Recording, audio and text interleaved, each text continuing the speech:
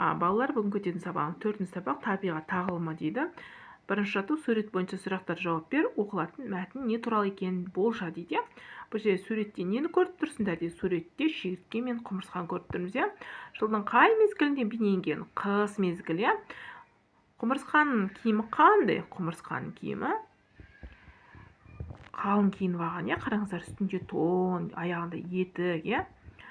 Ал шегірткенікше, шегірткен үстінде аяқ киімі жоқ, киімсіз, жаурап тұр. Шегірткенің көңіл күйі қандай деп ойлайсың? Неліктен шегірткен көңіл күйі жоқ, өйткені ол тоңып тұрғаннан кейін, қарны ашып тоңып тұрғаннан кейін көңіл күйі мүлдем жоқ екен. Бұл жерде екінші жаттығу мысалды тыңда дейді. Шегіртке мен құмырсқа дейді. Шырылдауық шегіртке ыршып жүріп ән салған, көгалды қуып көл айтты, қызықпен жүріп жазды алған. Жазды күні жапырақтың бірінде тамақ, бірінде жапырақ кетті, жаз кетті, күз болған соң кетті күй. Жыл жаз ғой, тамақ жоқ. Жылы жаз жоқ, тамақ жоқ. Өкінгеннен не пайда? Суыққа тоңған, қарны ашқан, ойын қайда, ән қайда? О неменен тұрмады, қар көрінді, қыс болды, сауықшыл сорлы бүкшейді, тымақ қиын іс болды. Секіру қайда сүрініп, қабағын қайғы жабады, сабанды жатып, дән жиған құмырсқаны іздеп табады.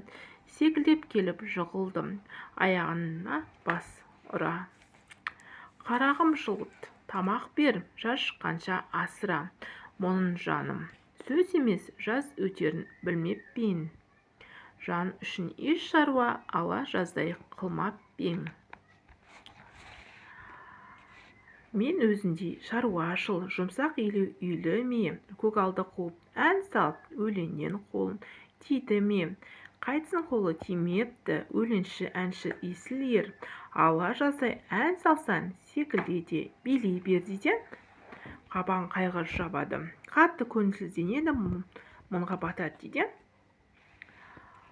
Бұл жерде құмырсқа мен шегірткені айтып тұр. Бұл жерде құмырсқамыз өзіне азық жинап алып, қысты емін-еркін өткізіп жатыр. Шегіртке болса, жаз бойы шегірттеп, ән салып, сөйтіп жүріп, ешқандай азық жинамаған. Аударған Абай Құнанбаев екен. Иван Крыловтан аударған Абай Құнанбаев екен. Абай Құнанбаев орыс тілін жақсы білген. Орыс тілін жақсы білген екен. Бұл оған орыс ақындарын өлеңдерін. Абай Құнанбаев орыс тілін жақсы білген. Бұл оған орыс ақындарының өлеңдерін қазақ тіліне аударуын мүмкіндік берді. Абай Иван Крыловтың 13 мысалын аударған. Рас, олардың барлығын бірдей бірыңғай таза аударма деуде қиын. Ақын негізінде Крылов мысалының жалпы мазмұнын алады да өзінше еркін баяндайды дейді. Түсініп оқы, ақын туралы әңгімелейді дейді. Абай Құнанбаев қазақтың ұлы ақынына аудармашы дейді.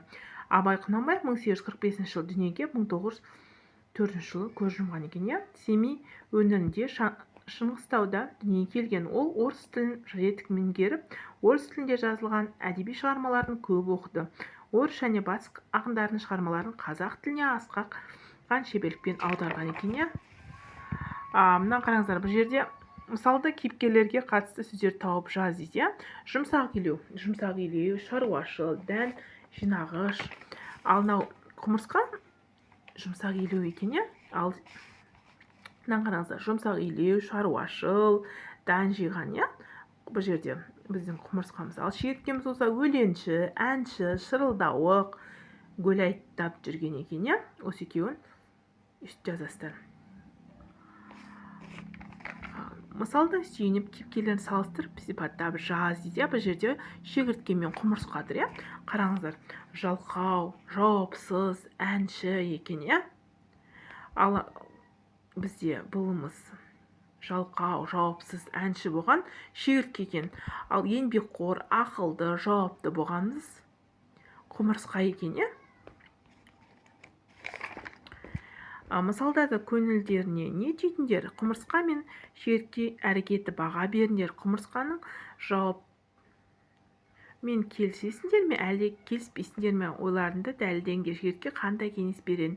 Бұл жерде жазда не ексең, соны орасың дейді. Жазда не ексең, қандай тірлік жасаң, жұмыс жасаң, қыста соны жейсің деген сөз. Бұл қараңыздар, құмырсқаға қарап тұрсаңыздар, бүткіл жердің бәрін толтырып алған, үйде соғып алған. Ана шегіртке болса, қысты күні айдалада не киімі жоқ, не ішетін тамағы жоқ екен, сол үшін еңбек бәрін жембек дейді, тек қана еңбектену керек екен. Сегізінші жаттығу мысалды талда дейді. Авторы және атауы автор Абай Құнанбаев екен, құмырсқа мен шегіртке екен. Бастауы шегірткенің гүл айттап, ән салып жүру екен, ал жалғасу үйіне барып, құмырсқаның үйіне барып, өзіне жейтін тамақ және тұратын баспана сұрау, ал аяқталу болса, құмырсқа оған мен не істеп жүрдің деп сұраған ғой, енді сол кезде айтқан екен, мен болсам жаз бойы ән айтып, қыдырып жүрдім деп, құмырсқаға шегіртке. Сол кезде айтыпты құмырсқа, ақыры ән салып жүреді екенсің, ары қарай да жүре бер деген екен, өйстіп құмырсқа жауап берген екен шегірткеге.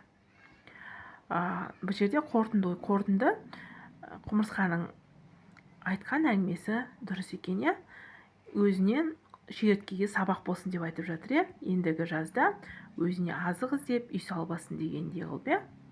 Осымен сабағымыз аяқталды. Келесі сағат кездескенше сау болыңыздар.